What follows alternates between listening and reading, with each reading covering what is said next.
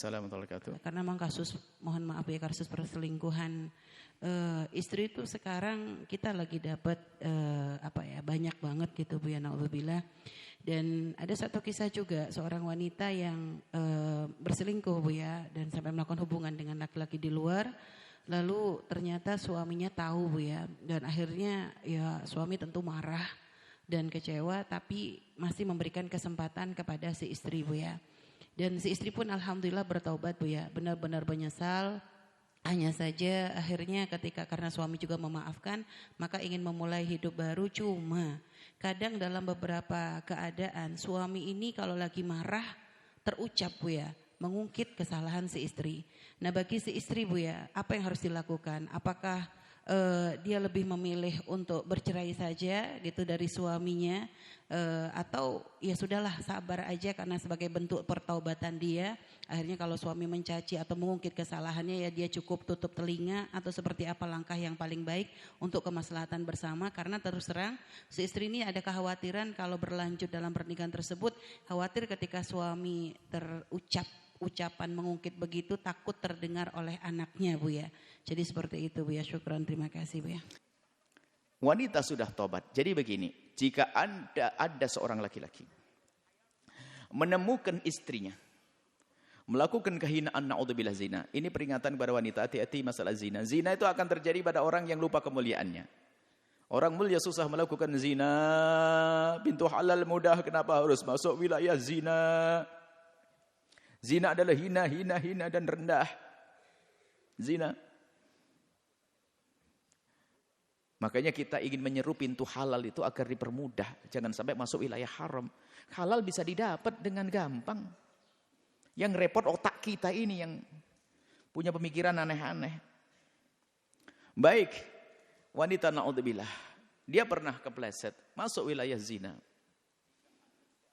Kemudian suaminya tahu, lalu suaminya murka.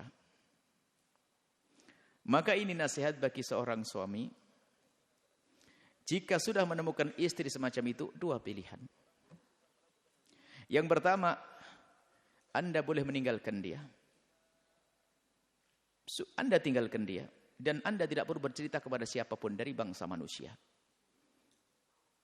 Termasuk kepada anak-anak khususnya. Jangan bercerita kepada anak, akan jadi musibah. Karena anak itu akan menjadi anak yang durhaka kepada ibunya. Karena mengerti ibunya adalah orang yang enggak benar. Maka Anda telah mencetak anak-anak setan. Maka jangan diberitahu tentang problem ibundanya kepada anak. Atau sebaliknya, seorang istri yang menemukan suaminya tidak benar, selingkuh dan sebagainya, zina, tidak perlu bercerita kepada anak. Jangan tanamkan kebencian di anak kepada sang ayah. Cukup selesai dalam bahasa berpisah baik-baik karena tidak ada kecocokan. Selesai. Ini yang pertama, tinggalkan istri, kesepakatan kita tinggalkan istri. Aku tidak kuat. Kemudian yang kedua, hebat lagi, pangkatnya lebih tinggi. Anda beri peluang dia untuk minta maaf dan koreksi diri karena bisa jadi jelewengnya seorang istri karena teledornya Anda. Sebagai seorang suami, mungkin seorang suami mungkin kurang perhatian atau macam-macam. Ada kurang lembut, kurang ini dan sebagainya. Ternyata ada orang lain yang datang menggodanya. Mungkin Anda punya andil di dalam kesalahan seorang istri. Maka pertama Anda berbenah diri. Ini pangkatnya lebih tinggi lagi yang kedua. Anda berbenah diri, koreksi, maksimal dengan istri. Kemudian yang kedua adalah jika Anda ingin ambil kembali istri tersebut, maka Anda berjanji. Ini yang kuat. Tidak akan mengungkit sepanjang hidupnya. Kalau Anda akan mengungkit, maka ketahuilah Anda jangan ambil kembali. Anda berjanji untuk tidak mengungkit sepanjang hidupnya karena Anda ingin mendidik dia. Anda mulia saat itu, istimewa saat itu. Punya istri kepleset, ternyata Anda dengan kesabaran lalu Anda didik dia dan Anda tidak ungkit sepanjang hidup Anda.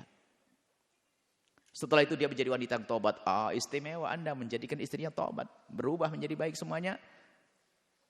Dan peringatan untuk semuanya, hati-hati yang haram. Ada pintu halal, jangan masuki yang haram. Semoga Allah menjauhkan kita dari zina. Dan semoga Allah menjauhkan kita dari berbuat zalim di dalam rumah tangga kita. Wallahu a'lam bishawab.